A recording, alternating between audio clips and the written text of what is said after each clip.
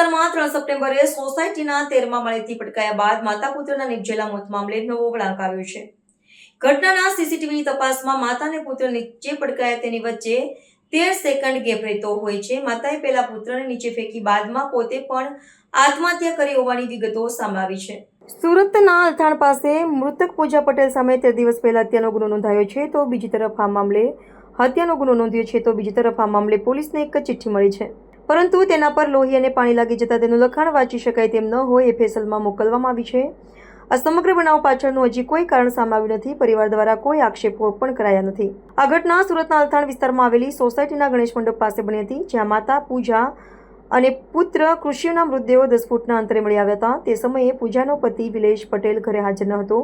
પડોશી દ્વારા જાણ થતાં પોલીસ ઘટના સ્થળે પહોંચી હતી. શરૂઆતમાં અલથાણ પોલીસે આ મામલે એક્સિડેન્ટલ ડેથની ફરિયાદ નોંધી હતી. જોકે પોલીસને શંકા જતા સીસીટીવી ફૂટેજની તપાસ હાથ ધરી હતી, જેમાં ચોંકાવનારી વિગતો સામે આવી હતી. સીસીટીવી ફૂટેજ મુજબ પૂજા અને તેનો પુત્ર સાંજે 4:23 ઉપર જતા દેખાય છે. સાંજે 4:26:24 પર પૂજાએ પહેલા તેના પુત્ર કૃષિને 13મા માળેથી નીચે ફેંકી દીધો હતો. ત્યારબાદ 13 સેકન્ડ પછી એટલે કે 4:26:37 પર પૂજા પોતે પણ નીચે કૂદી હતી. ડીસીપી નિધિ ઠાકુરે જણાવ્યું કે આ 13 સેકન્ડના સમયગાળાને કારણે અમે પૂજા પટેલ વિરુદ્ધ હત્યાનો ગુનો દાખલ કર્યો છે. આ બતાવે છે કે પહેલા બાળકને ફેંકવામાં આવ્યો અને પછી માતાએ આપઘાત કર્યો. ઘટના સ્થળેથી પોલીસને એક કાગળ પણ મળ્યો છે, જે લોહીના કારણે સ્પષ્ટપણે વાંચી શકાતો નથી. આ કાગળ સુસાઇડ નોટ છે કે કેમ તે નક્કી કરવા માટે પોલીસ દ્વારા પૂજાના હસ્તાક્ષરના નમૂના લઈ ફોરેન્સિક સાયન્સ લેબોરેટરીમાં મોકલવામાં આવ્યા છે. પોલીસ આ કાગળમાં શું લખ્યું છે તેની તપાસ કરી રહી છે, જેથી આત્મહત્યા પાછળનું ચોક્કસ કારણ જાણી શકાય. પોલીસના જણાવ્યા અનુસાર અત્યાર સુધી સાસરા પક્ષ કે પિયર પક્ષમાંથી કોઈએ કોઈ આક્ષેપ કર્યા નથી. આમ છતાં અલથાણ પોલીસ આત્મહત્યાના મૂળ કારણોની તપાસ કરી રહી છે. આ કરુણ ઘટનાએ સમાજમાં એક મોટો પ્રશ્ન ઊભો કર્યો છે કે એક માતાએ આવું ભયંકર પગલું ભરવા માટે કઈ પરિસ્થિતિએ મજબૂર કરી હશે, જેના કારણે તેને પોતાના નિર્દોષ પુત્રનો જીવ લીધો, બાદ પોતે પણ आत्महत्या करी। अल्थाण पुलिस स्टेशन में 3 सितंबर 2025 को एक बनाव बना था, जिसमें कि एक महिला अपने पुत्र के साथ सोसाइटी में छत के ऊपर से कूद करके उन्होंने सुसाइड कर लिया था।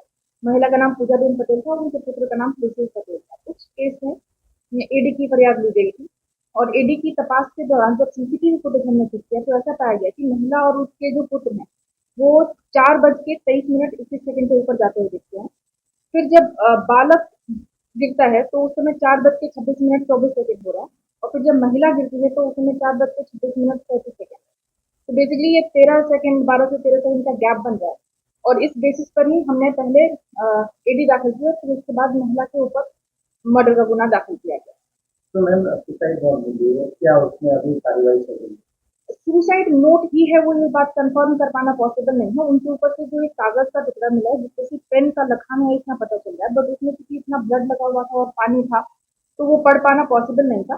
उसको उसको एफएसएल से परीक्षण करा करके उसको सील करके कब्जे कर लिया गया। उसके बाद जो महिला की नेचुरल लखान है उसको लेकर के उसे एक साथ गांधीनगर एफएसएल लगाया गया। तो मैम जो मृतक के जो पति है उनका क्या कहना है? परिवार वालों का सबका निवेदन ले लिया गया। अभी तक कोई भी एलिगेशन नहीं है और कोई भी सुसाइड का कारण अभी तक सामने नहीं आया है और तपास अभी भी जारी है। मृतक की जो महिला है उसके परिवार से क्या? उनके भी कोई अभी एलिगेशन नहीं, उनको भी कि कोई शक रहन है ऐसा कुछ भी एलिगेशन नहीं।